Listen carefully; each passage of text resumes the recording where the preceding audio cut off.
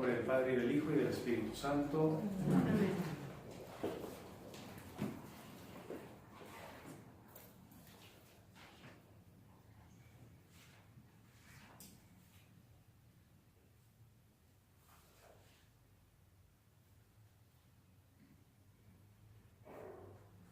Te damos gracias, Señor, por este día de vida que nos regalas, por infundir en nosotros la voluntad, el ánimo de conocerte mejor, de conocer mejor tu palabra. Queremos poner en tus manos este curso sobre el Apocalipsis. Te queremos pedir que abras nuestra mente y nuestro corazón, para que más allá de los temas que tratemos, podamos escuchar lo que tú nos quieres decir a cada uno de nosotros. Gloria al Padre, y al Hijo, y al Espíritu Santo. Amén. Siempre por los siglos de los siglos. Amén.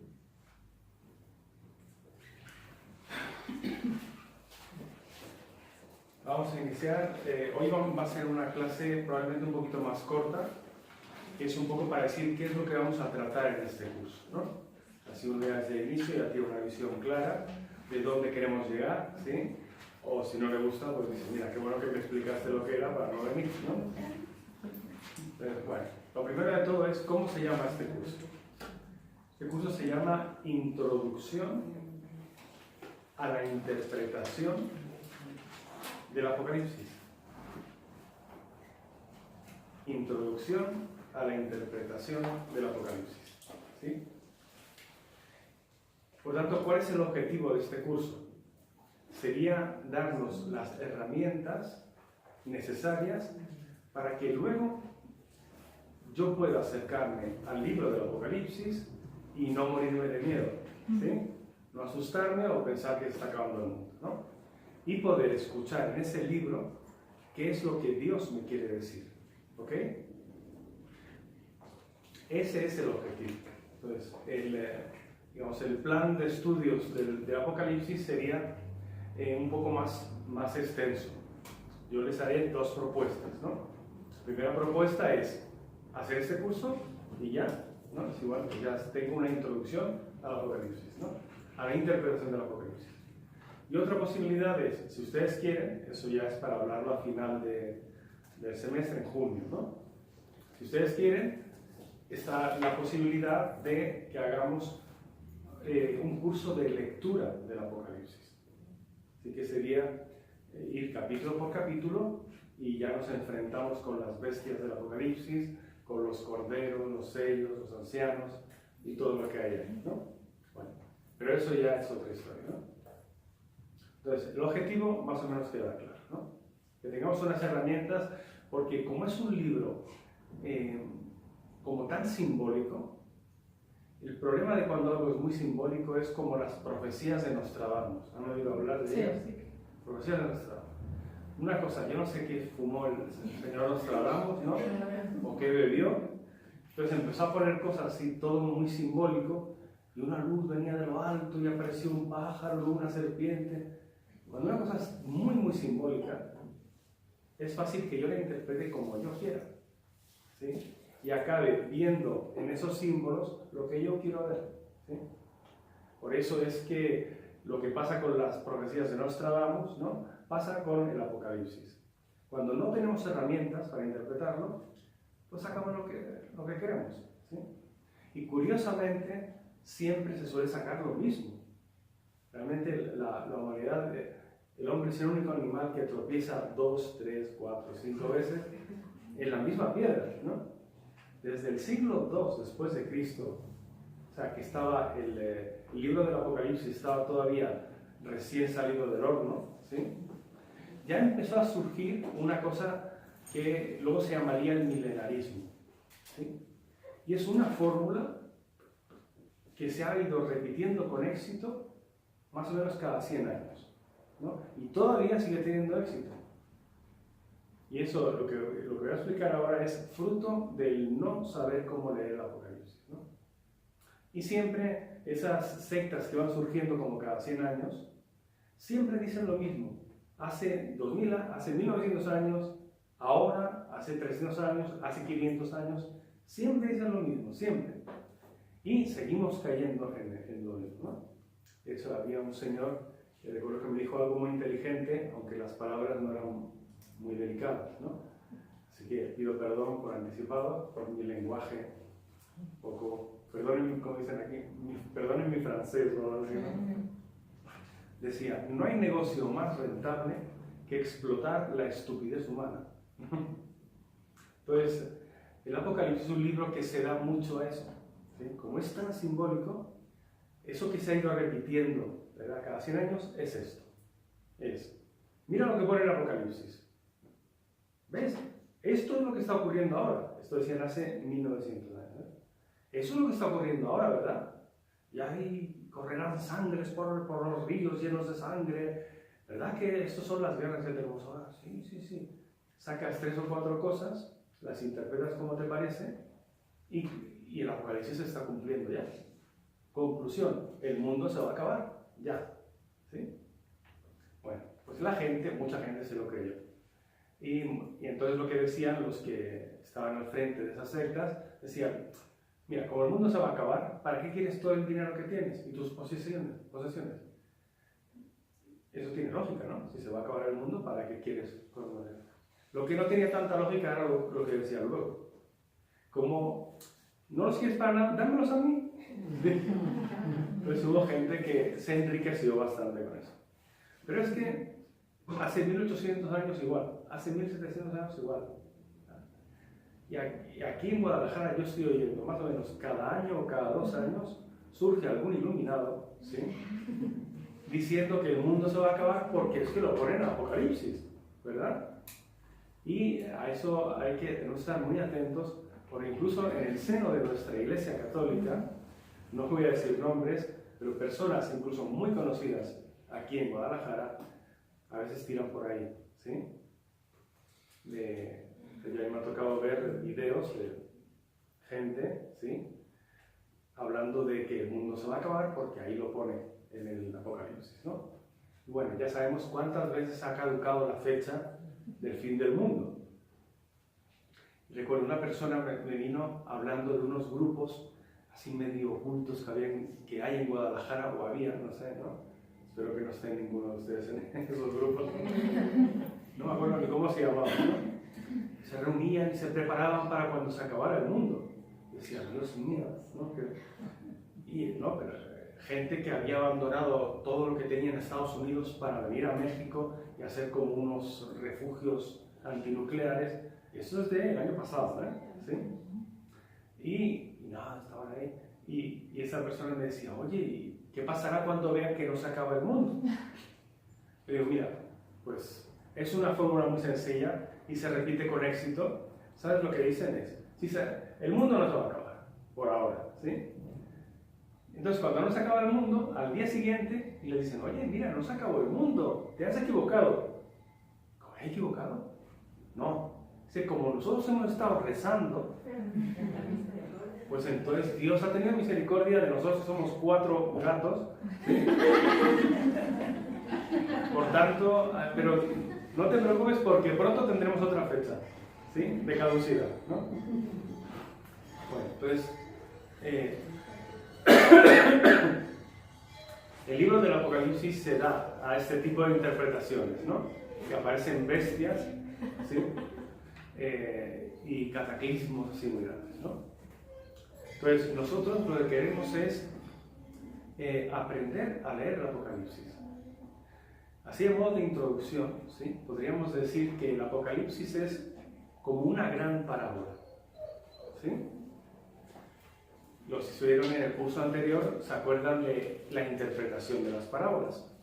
Usábamos un sistema es un sistema rabínico anterior a Jesús, que era buscar el mashal, el nimshal y el hidush, ¿verdad? ¿Nos suena esto, verdad? Sí.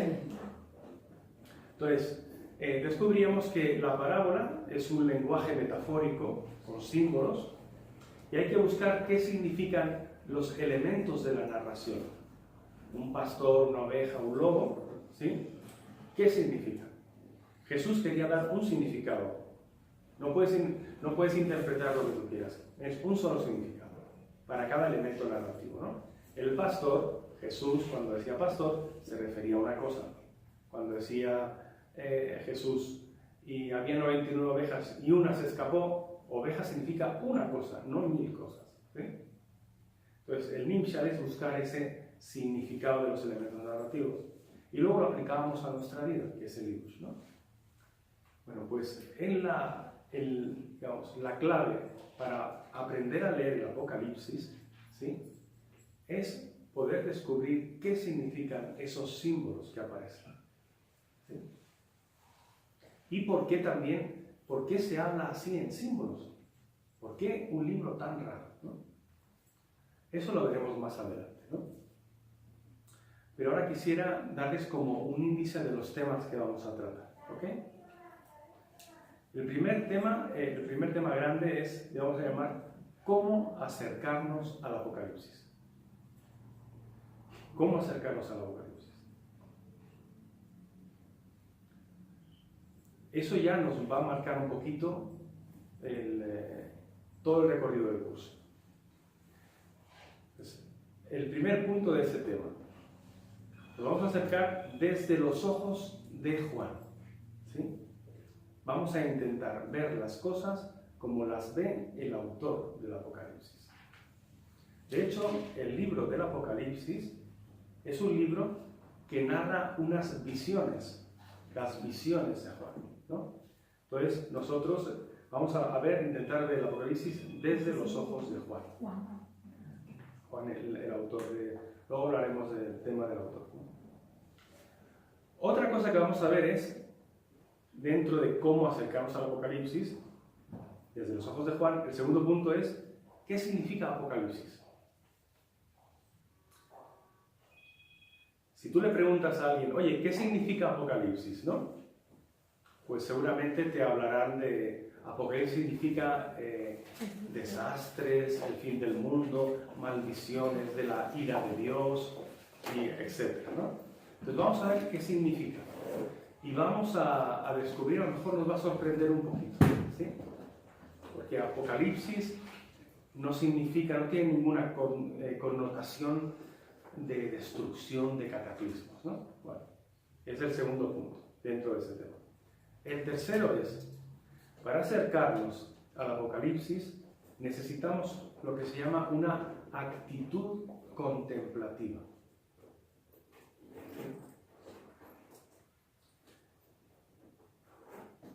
Eso quiere decir, hay que acercarse, el Apocalipsis hay que leerlo en actitud orante. ¿Sí? Nos va a ayudar mucho una actitud espiritual. Y bueno, pues todos nosotros somos creyentes, somos católicos, somos personas espirituales, tenemos experiencia de sentir la cercanía de Dios, etc., ¿no? Perdón, estoy seguro que hemos ido a retiros. Algunos de nosotros hasta hemos predicado en retiros o damos catequesis, etc., ¿no? Somos personas comprometidas con nuestra fe, ¿no? Entonces, no nos va a resultar extraño acercarnos al Apocalipsis desde la oración, ¿sí? Porque fíjense, el Apocalipsis es, Juan cuenta una serie de visiones, ¿sí? Cuando se habla de visiones, se habla de contemplación. La oración contemplativa significa la oración de ver, ¿no? No es la oración de entender, no es la oración de darle vueltas a una cita con un libro al lado y a ver, descubrir qué significa cada cosa. No, es otra actitud. La actitud desde el silencio, desde la oración, ¿no? Yo voy a apelar a la experiencia espiritual de cada uno de ustedes. ¿No han tenido experiencia en algún retiro o en algún momento, en una misa o un momento de oración? La experiencia de experimentar el amor de Dios. ¿Sí? Si alguien luego te dice, explícame eso, está complicado, ¿verdad? ¿Cómo te digo, no? Entonces intentamos explicarlos desde los sentidos. Pues a veces decimos, es que yo oí que Dios me decía, ¿no? lo mejor no oí una voz así, pero yo entendía lo que me decía Dios, ¿no? Me decía, haz esto, no haz esto, toma ese camino, toma el otro. Pero como no sabemos cómo traducirlo en palabras, usamos el lenguaje de los sentidos, ¿no? Entonces a veces decimos, yo escuché que Dios me decía, haz esto, ¿no? O yo sentí que Dios me abrazaba. Pues físicamente nadie te abrazó, ¿sí? Pero la experiencia espiritual es imposible explicarla con palabras, ¿sí? Entonces necesitamos recurrir a cosas que se le parezcan. Recurrimos a símbolos, ¿sí? Otra forma es, una persona dice, mira, yo sentí el amor de Dios y esa persona a la que yo odiaba ahora la veo de otra manera, ¿sí? No es que la vea de otra manera. O sea, yo la veo y sigue siendo igual de alto, bajo, gordo, o flaco, como sea. Pero es una forma de expresarme, ¿no? Quiere decir que yo percibo espiritualmente a esa persona de otro modo, ¿sí? Pero la experiencia espiritual, cuanto más profunda es una experiencia, más difícil es de explicar. Por ejemplo, algo parecido a nivel más humano es, por ejemplo, la experiencia del amor, ¿no? Cuando una persona se enamora, ¿no? Sí, un amigo le dice a otro, es que me he enamorado de tal persona, ¿no? ¿Por qué? Dice, no, es que sus ojos son como el mar, su cabello es como el viento, no sé qué. Y el otro lo escucha y dice, pero eso no es verdad, sus ojos no son como el mar. Su cabello no es como, no sé, es más bien como un estropajo. ¿Qué pasa cuando uno está enamorado, ¿no? Por ejemplo, ve a la persona, es capaz de percibir en la persona cosas que otros no pueden ver, ¿sí? Y entonces, típico, ¿no? El enamorado escribe, cuando quiere hablar de su amada, cuando escribe, ¿qué hace? Usa un género literario. ¿Recuerdan lo de los géneros literarios? Sí. ¿Qué género literario usará para escribir, ¿no? Poesía. Lo normal es que use una poesía, ¿no? Ustedes han visto alguien que hable de su novia en el lenguaje periodístico, ¿no? Sí. El viernes a las 8:43 le di la mano a mi novia. Sentí que la temperatura subía 2 grados centígrados, ¿no? No. Usamos un género literario cargado de símbolos, ¿sí? Cargado de simbolismo, como es la poesía, ¿sí? La poesía es otro lenguaje simbólico, como es el género literario apocalíptico, eso hablaremos más adelante también. Son formas de expresar una experiencia espiritual. Cuando Juan dice, vi en el trono sentado a un anciano, empieza a decir cosas, lo que está intentando intenta expresar con palabras, con símbolos, una experiencia espiritual. ¿Ok? Entonces, eso es por eso nosotros tenemos que estar en esa actitud también de oración. Si no, es difícil. Si no, no vamos a entender mucho, ¿no? Muy bien. Y luego, para terminar este apartado de cómo acercarnos al Apocalipsis, recuerden, desde los ojos de Juan, significado de Apocalipsis, actitud contemplativa, y el último es actualidad del Apocalipsis, ¿sí? Yo tiempo atrás, pues como hace un año más o menos, que empezaron otra vez con esto de que se iba a acabar el mundo y eso, yo dije, me voy a meter en Apocalipsis, que nunca lo he profundizado, ¿no? Y lo primero que me impactó es la actualidad de este libro. Cuando lo sabemos leer, van a ver ustedes que vamos a ver un libro que habla de nosotros, que habla de nuestras vidas, no habla de cosas raras. Es uno de los libros, yo diría, de toda la Biblia, es uno de los libros más actuales, más fácil de aplicar a mi vida. Porque es un libro que habla de cómo vivir la fe en momentos de dificultad, en tiempos de crisis, ¿sí? Entonces, a medida que nos vayamos introduciendo, vamos a ir viendo cómo el Apocalipsis habla de nosotros. Es un libro actual, ¿no? Bueno, yo creo que ya van viendo, digamos, la orientación de este curso, ¿no? no vamos a hacer un curso de historia o de teología, ¿no? Vamos a hacer un curso de intentar ver qué nos dice a nosotros. ¿Okay? Muy bien, pasamos al segundo gran tema del curso. El género apocalíptico. ¿Sí? Un poquito lo que hablamos ahora del género literario. Un género literario es una forma de contar las cosas. Eso ya lo hemos visto, ¿verdad? Entonces, vamos a profundizar en... Mira, un género literario es como un deporte. Hay diferentes deportes, hay diferentes géneros literarios. Si yo quiero jugar a ese deporte, lo primero que tengo que saber es las reglas, ¿no? Porque no es lo mismo, ¿no? Pero imagínense, uno que juega baloncesto dice, el fútbol. Pues el fútbol es igual que el baloncesto, pero con los pies, ¿no? Pues no exactamente, tiene reglas diferentes, tiene objetivos diferentes, ¿verdad?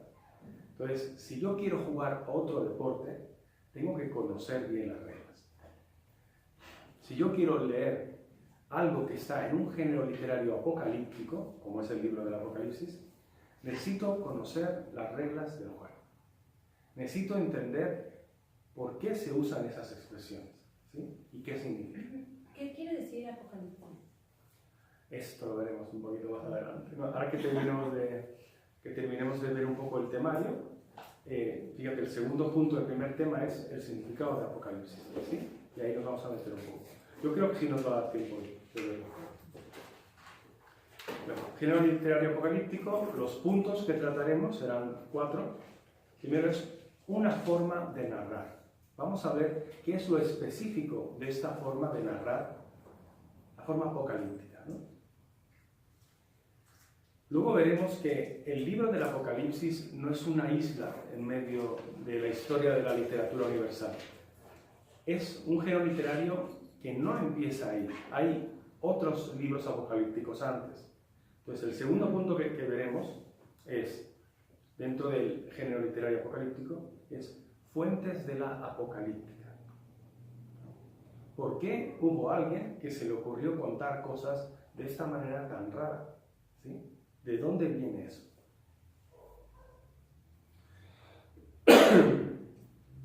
Luego veremos otro punto en el que aparece una palabra que yo creo que todos hemos oído, pero que a veces uno no sabe diferenciar entre apocalíptica y eso, ¿no? Es apocalíptica y escatología, ¿sí? La escatología es una parte de la teología que se dedica a estudiar lo que pasará al final de los tiempos, ¿sí? La escatón significa el final, ¿sí? En griego. Entonces, la escatología es una parte de la teología y la apocalíptica es un género literario, ¿sí? Esto veremos que a lo mejor nos parece algo muy lejano, pero luego veremos que tiene mucho interés para poder entender el Apocalipsis. Y el último punto dentro del género literario es apocalíptica y profecía. ¿Sí? Si uno lee el Apocalipsis, el mismo Juan, el mismo autor, dice: yo soy un profeta, les voy a decir una profecía, ¿sí? Pero vamos a ver que no es lo mismo una profecía que una apocalíptica, ¿sí? Esa va a ser la parte un poco, este capítulo va a ser la parte un poco como más pesadita, porque es como más teórica, ¿no? Pero es importante para ir construyendo, como digamos, el mosaico. Vamos a construir un mosaico del Apocalipsis, digamos, cada día le vamos a poner un pedacito, ¿no? Siguiente tema, el tercer tema. El Apocalipsis en su contexto.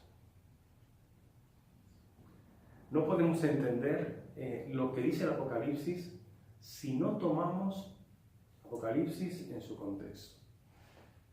No podemos entender el Apocalipsis si no tomamos la máquina del tiempo, ¿sí? Hay que tomar la máquina del tiempo. Ir a hace 2000 años, pasearnos por las calles de Éfeso y ver qué es lo que se cocía en el ambiente, qué es lo que vivía la gente, qué es lo que pensaba la gente. Y ahí entenderemos por qué Juan escribe un mensaje de esta forma tan rara, ¿sí? Ahí veremos dos puntos dentro del Apocalipsis en su contexto. La situación política y religiosa, ¿sí? Vamos a ver que en esa época en la que se escribe el Apocalipsis, que es final de los años 80 después de Cristo, no 1980, sino 80, ¿no? ¿Sí? Finales de los 80, inicios de los 90, ahí sucede algo que nunca había pasado en el Imperio Romano. Un emperador se declara Señor y Dios nuestro. ¿Sí? Dominus ad Deus noster, ¿no? ¿Recuerdan lo que se decía antes cuando comulgábamos? Señor y Dios mío, Señor mío y Dios mío, ¿no? Esa fórmula era la fórmula que el emperador Domiciano obligó a que todos los súbditos, cuando se refirieran a él, tenían que tratarlo así. Para los romanos, los dioses, dioses es como un escalafón social. Si, por ejemplo, imaginen nosotros ahora, pues imagínense la carrera militar. Es un sargento, puedes llegar a ser un alférez, puedes llegar a ser un teniente, un comandante, tal, hasta un general, ¿no? Pues para ellos, los humanos eran así. Tú podías ser un esclavo, podías ser una mujer, podías ser un hombre, podías ser un ciudadano romano, ¿sí? Podías ser un senador, podías ser un emperador, y lo siguiente eran los dioses. Y para ellos, como en la carrera militar, si eras lo suficientemente bueno, pasabas a ser un dios, ¿sí?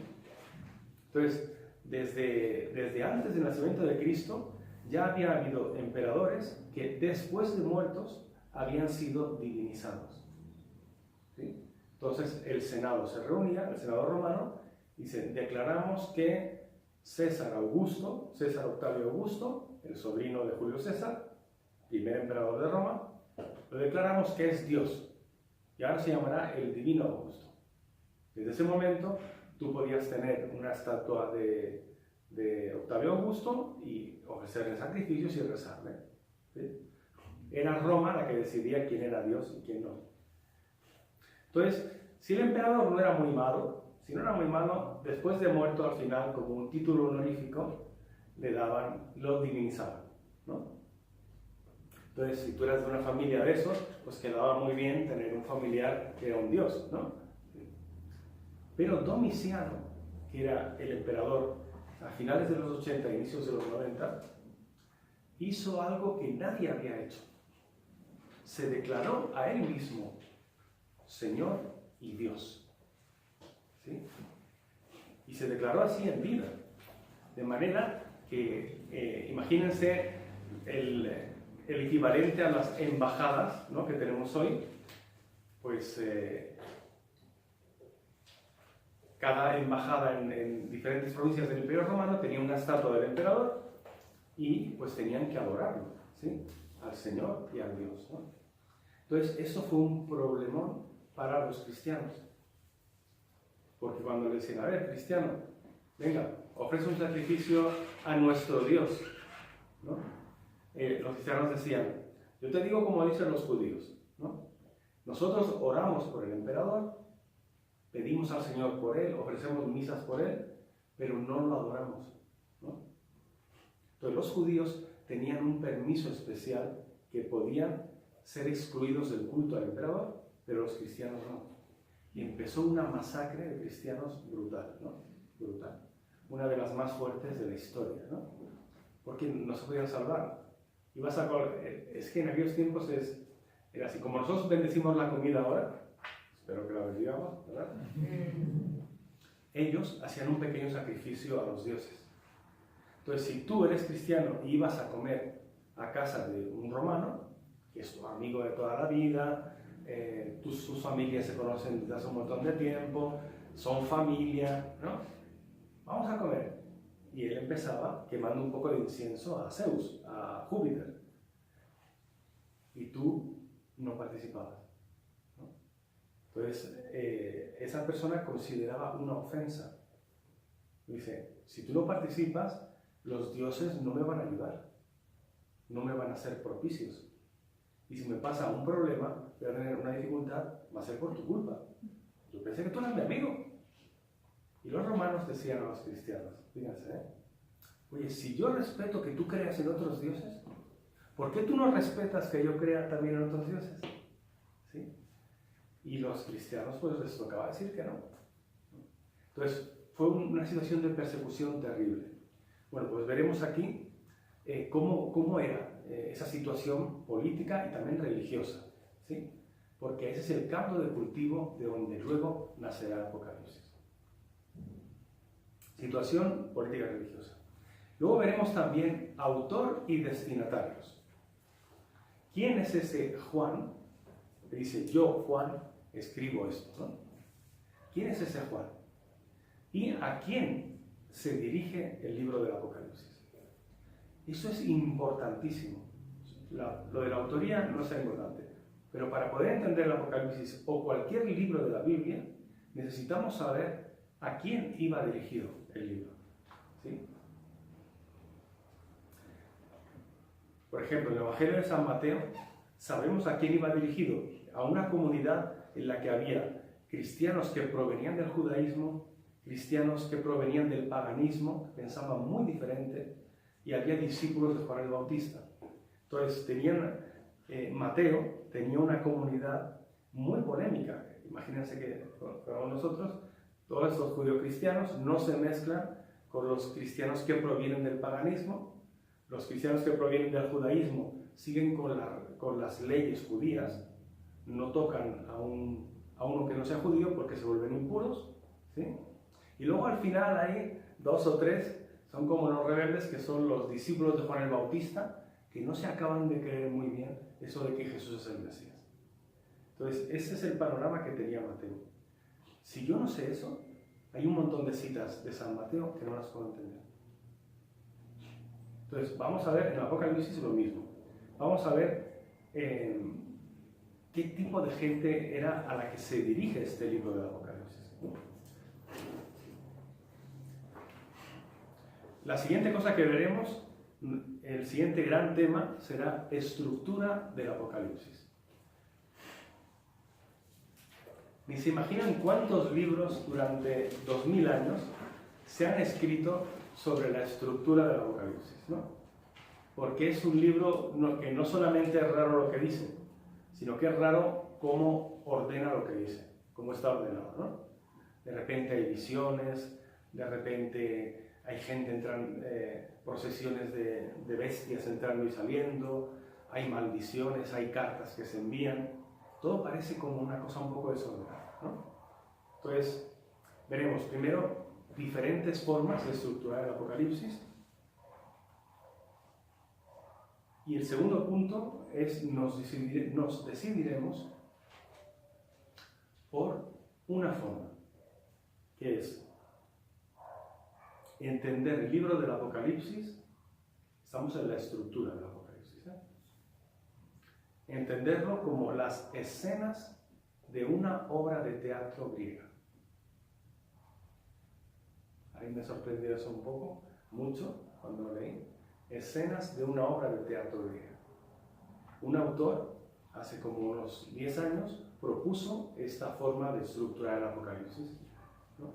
Entonces, para los que conocen cómo era el género literario de las obras de teatro griegas, ¿no? Las tragedias griegas, lo aplicas a la estructura del Apocalipsis y coincide perfectamente, ¿sí?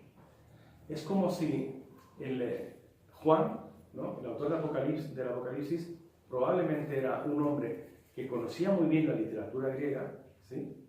Y decidió contar su mensaje en un género apocalíptico usando la estructura de una obra de teatro. Entonces veremos que hay una obra de teatro con varias escenas. Escena primera, escena segunda, escena tercera, ¿sí? Luego, siguiente gran tema es el simbolismo en el Apocalipsis. Bueno, de la estructura del Apocalipsis es importante porque nos va a meter en orden todo, ¿no? Nos va a poner las cosas cada una a su lugar. Ahora, el siguiente gran tema, simbolismo en el Apocalipsis. Bueno, esto yo creo que cuando terminemos cuando terminemos el capítulo del simbolismo en el Apocalipsis, habremos dado un salto de gigante a la hora de leer el libro del Apocalipsis, ¿sí?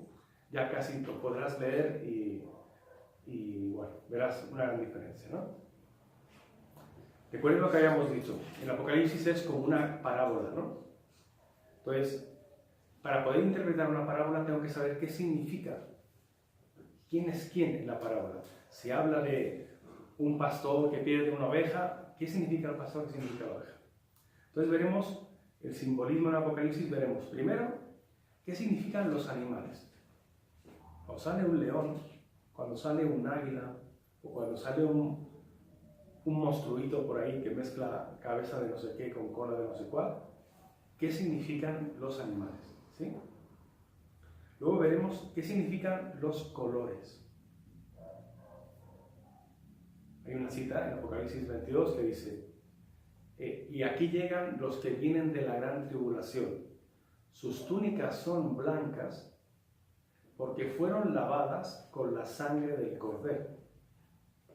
Como dice, la verdad es que no sé si me arriesgaría a lavar una túnica blanca con sangre de cordero, de lo que fuera, ¿no? Entonces, hay que entender qué significan esos colores, ¿no?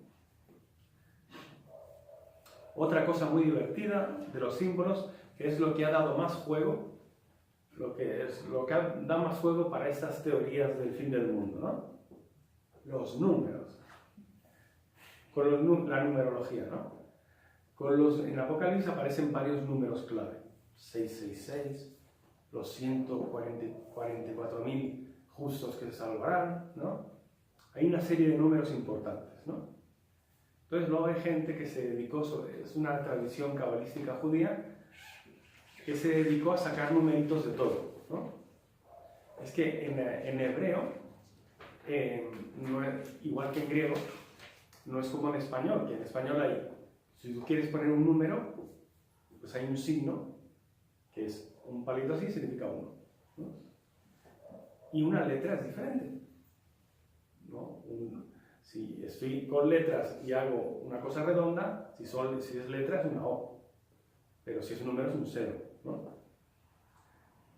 Pero en hebreo no es así. Ellos no tenían un símbolo para los números, sino que usaban las primeras letras del alefato. Alefato es alfabeto hebreo, ¿no? Las primeras letras del alefato significan números. Aleph, la primera letra, significa 1. Bet significa 2. Gimel significa 3. Y así, ¿no? Entonces, bueno, eso es súper divertido. Porque agarras cualquier palabra y empiezas a sumar los números que significa cada una. Bueno, ya eso ya es la creatividad del autor, ¿verdad? Porque si lo sumas te da un número, si lo restas te da otro, si lo multiplicas te da otro, y tú vas haciendo combinaciones hasta que salga lo que tú quieres que salga, ¿sí? Así, no, si sumas el número de corderos y le restas el número de águilas y lo multiplicas por el valor numérico de la palabra no sé qué, no, pues al final te sale 2018, el año que se acabará el mundo. No, pues así cualquiera, ¿no? Entonces, veremos qué significan los números, ¿sí? ¿Qué significan los números en el Apocalipsis, ¿no? Y por último veremos qué significan los cataclismos en el Apocalipsis, ¿no? Los cataclismos son los grandes desastres. De repente empieza a llover fuego, se abren las fauces de la tierra, ¿no?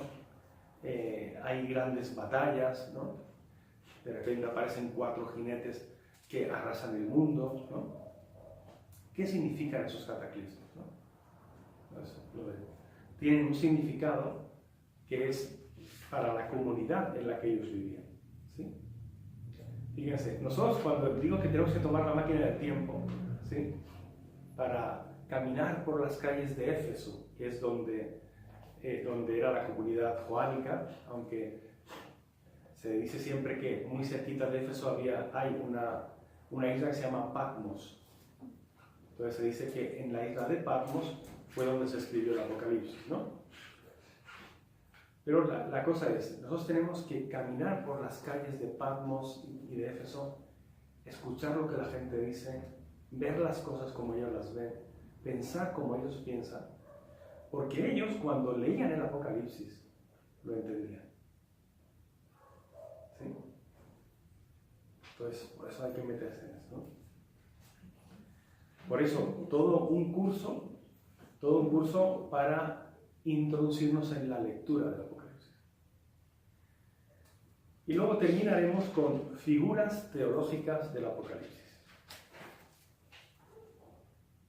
El Apocalipsis, dentro de la doctrina católica, es otro tema. El último tema, figuras teológicas del Apocalipsis. Dentro de la teología católica, el libro del Apocalipsis tiene una importancia muy grande, ¿sí? Por los elementos teológicos que salen de ahí. Por ejemplo, en el Apocalipsis sale una mujer que está resplandeciente sobre una luna, ¿verdad? Y ahí tiene en los pies una serpiente y la pisa. ¿Okay? Entonces, esto es una tipología del Génesis, ¿sí? Y luego pasó a ser parte de muchas de las apariciones de la Virgen, de Guadalupe, pero otras muchas. De hecho, en muchas ocasiones de la Virgen ves la luna debajo, ¿no? Entonces, ¿qué significa eso? ¿Qué significa el Cordero, Jesús, ¿no? Hay muchas cosas de la doctrina católica que nosotros creemos que provienen del Apocalipsis, ¿sí? Entonces, una vez que hayamos visto todo lo demás, todo lo que hemos visto, todo lo que hemos escrito que vamos a ver, ¿no? Veremos, ya será una clase final, sobre las figuras teológicas. ¿Qué significa para nuestra fe cada una de esas cosas, ¿no? Y al final, pues terminaremos, Dios mediante, con unas pequeñas conclusiones, ¿no? Daremos acá conclusiones del curso.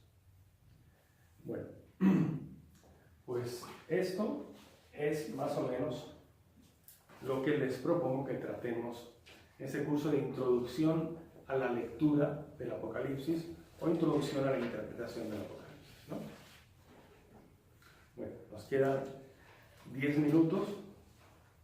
Si quieren, vamos a ver qué significa el Apocalipsis, que alguien lo preguntaba, ¿no? ¿Qué significa Apocalipsis? ¿No?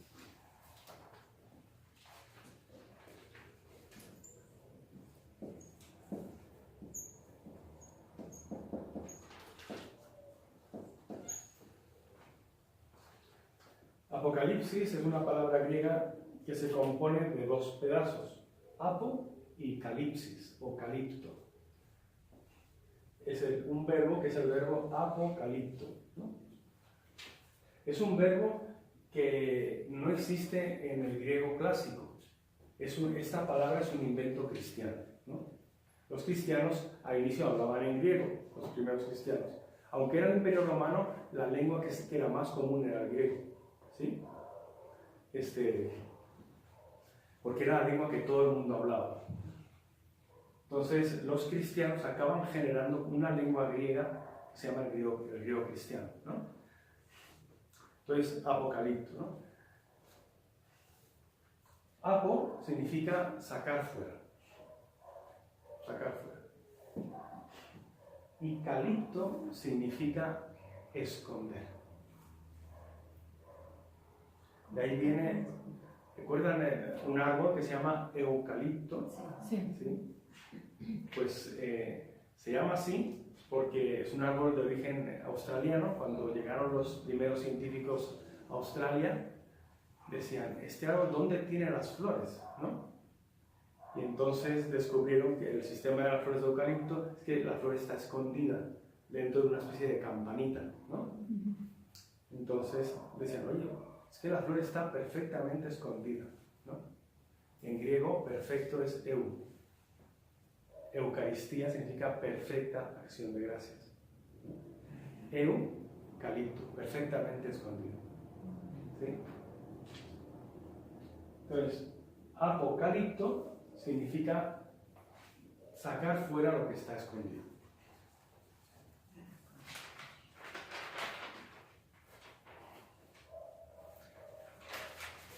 De hecho, dentro de la Biblia, fuera de la Biblia no se encuentra la palabra apocalipsis o o derivadas de esto, ¿no?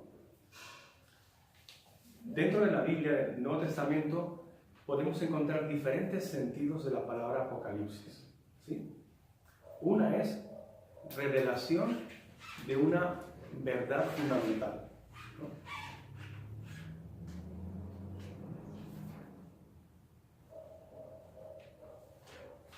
En Lucas 2 está lo que se llama el canto de Simeón, ¿sí? En el que Simeón, cuando Jesús es presentado en el templo, se llena de alegría y dice: te doy gracias, Señor, porque me has revelado lo que tu pueblo lleva tanto tiempo esperando, ¿no? Me has revelado, ahí la palabra que sale es Apocalipsis, ¿no? También significa, otra cosa que significa Apocalipsis dentro de la Biblia es manifestación de algo que se esperaba.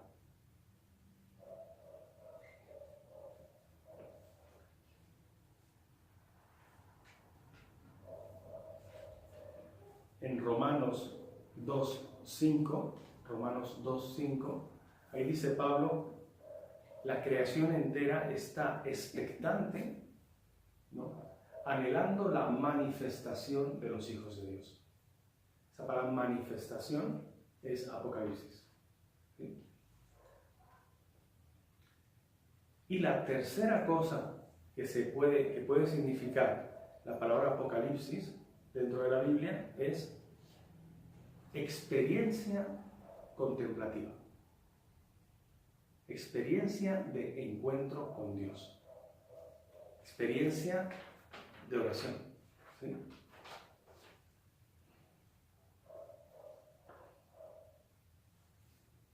Y esta tercera acepción de la palabra, ¿sí?, es la que es más frecuente en todo el Nuevo Testamento, ¿sí? Cuando Pablo, por ejemplo, les voy a poner ejemplos de Pablo. Cuando Pablo habla de su experiencia de encuentro con Dios que le convirtió, ¿sí?, o de otras experiencias que tuvo él contemplativas de oración, usa la palabra Apocalipsis. ¿Sí? Y Dios se me manifestó, Apocalipsis, ¿no? Por ejemplo, en Gálatas 1.12 dice, yo evangelizo porque me lo reveló Cristo. En Gálatas 2.2, Pablo dice que va a Jerusalén porque así le fue revelado, ¿no?, le fue manifestado. En Efesios 3.3 dice que a Pablo le fueron revelados, manifestados los misterios del reino.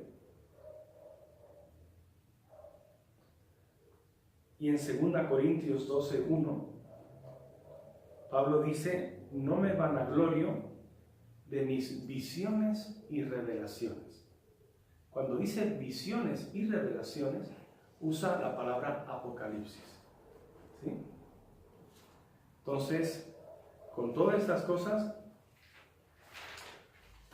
si juntamos un poco todos esos significados de Apocalipsis, llegamos a qué significa el título del libro del Apocalipsis, ¿no?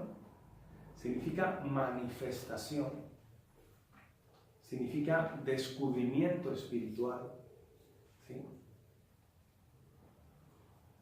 Significa revelaciones de Dios, significa Dios que da a conocer a Juan cosas fundamentales.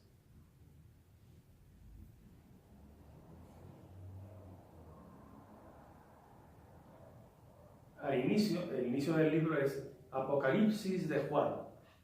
Se podría también traducir como experiencias de encuentro con Dios de Juan, o manifestaciones de Dios a Juan, o visiones de Juan, ¿no? Por visiones tenemos que entender lo que les decía al inicio de la clase, ¿no? Cuando se dice tuvo una visión, puede ser realmente que viera físicamente algo, Pero también puede ser que es un intento de explicar con símbolos una experiencia espiritual. ¿Sí? ¿Ok? Entonces, cuando hablamos de Apocalipsis, hablamos de una persona que ha tenido un encuentro con Dios y Dios le ha inspirado un mensaje para su comunidad y para todo el mundo. ¿Sí? Y él lo que hace es transmitirlo. Luego, cuando hablemos de profecía y apocalíptica, veremos que es diferente un profeta de alguien que ha tenido una visión, ¿no? Profeta es el que escucha. Y el que ve es alguien que ve. Algo que entra por los ojos, no por el oído. Eso es muy importante, ¿no? Porque lo que nos entra por el oído, las palabras, son significados claros, objetivos, ¿sí? Eso es una manzana, eso es una casa, y no le den más vueltas, ¿no? Pero una visión es diferente. Es un lenguaje más profundo. Es que, por ejemplo, en la oración es muy diferente. Cuando uno empieza a orar, se acerca a la palabra de Dios y se alegra porque entiende cosas con la cabeza. Cuando va profundizando más en la oración, empieza a ver cosas que ya a lo mejor no son tanto de entender, sino de experimentar, ¿no? ¿Sí? Es el lenguaje de la visión, ¿no? De una percepción más profunda. Lo que en la tradición católica llamamos la oración contemplativa. ¿Ok? Bueno. Entonces, Apocalipsis, ya el título nos habla del punto desde donde tenemos que empezar a acercarnos al libro, ¿no? Y es, aquí se trata de descubrir cuál es la experiencia espiritual de Juan, las visiones de Juan, y a ver qué es lo que nos quería transmitir con esto. Les voy a decir algo ya, para que no lo busquemos en el Apocalipsis. No hay que buscar como todo muy clarito, ¿no? ¿Sí? Esto es esto, esto es lo otro. ¿Sí? Porque se trata más bien de que entremos en una experiencia espiritual. Entremos en la sintonía espiritual de esta gente, ¿no? Por tanto, este curso es una propuesta también de un camino espiritual. ¿Ok? Muy bien. Pues terminamos por aquí. Continuaremos con este primer capítulo de cómo acercarnos al libro del Apocalipsis, si Dios quiere, la semana que viene, y si antes no se ha acabado el mundo, ¿no? No sé si hay algún comentario, alguna pregunta o algo. Del Padre, al Hijo y al Espíritu Santo. Gloria al Padre, y al Hijo y al Espíritu Santo. Como en el principio, ahora y siempre, por los siglos de los siglos. Amén.